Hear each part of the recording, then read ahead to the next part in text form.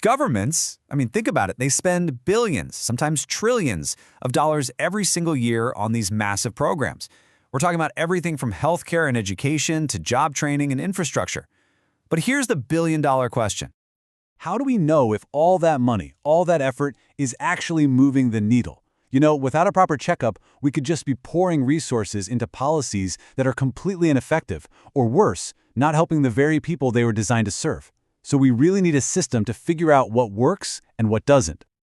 So let's get into it.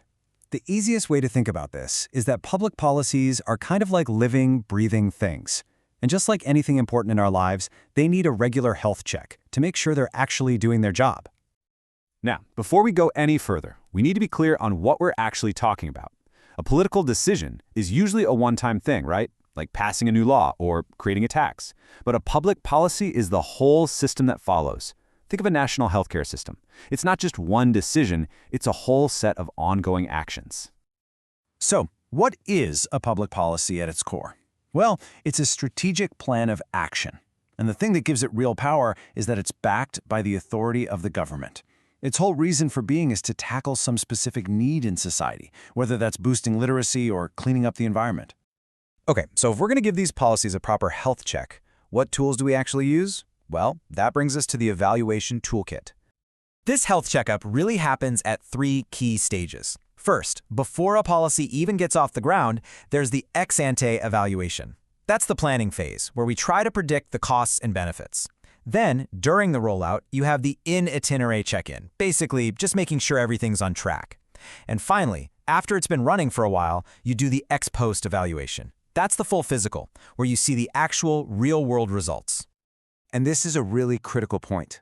Monitoring, that check-in during the process, it's just asking, are we sticking to the plan? Are we on budget? But evaluation, especially that final ex-post stage, asks a much bigger, much more important question. Did our plan actually work? Did it get the result we wanted? One tracks the process, the other measures the real impact.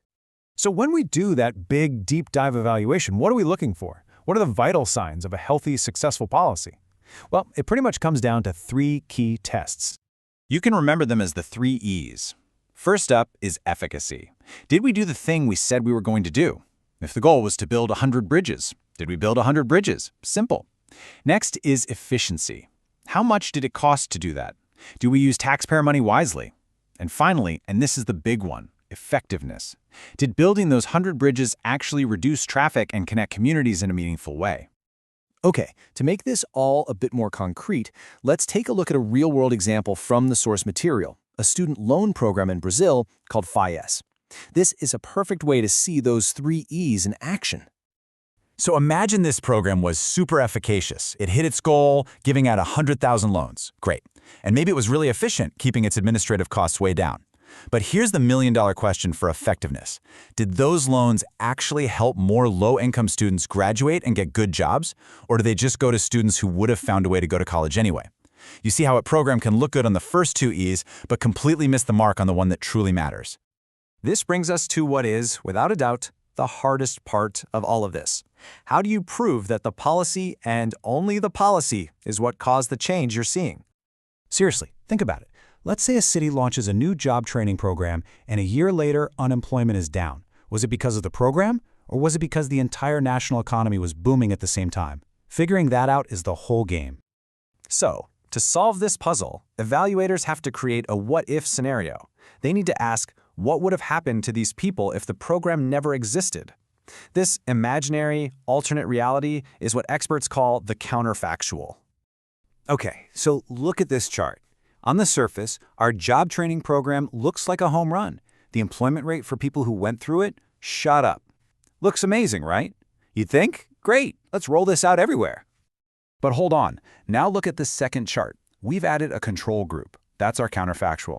These are similar people who didn't go through the training. And guess what? Their employment rate went up too, probably because of that booming economy we talked about. The real impact of the program is just this tiny little sliver of difference between the 2 groups. It's still a positive effect, but you can see how the counterfactual is absolutely essential to getting the true story. So why does all this matter? Why go through all this trouble?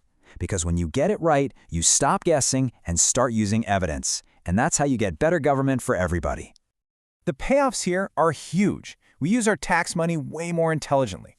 We can finally pull the plug on programs that just don't work. It makes government more transparent, and it means we can focus on policies that are actually proven to improve people's lives.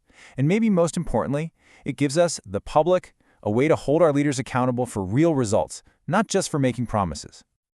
There's this quote from the source material that just nails it. Evaluation presupposes comparison. At the end of the day, that's all this is.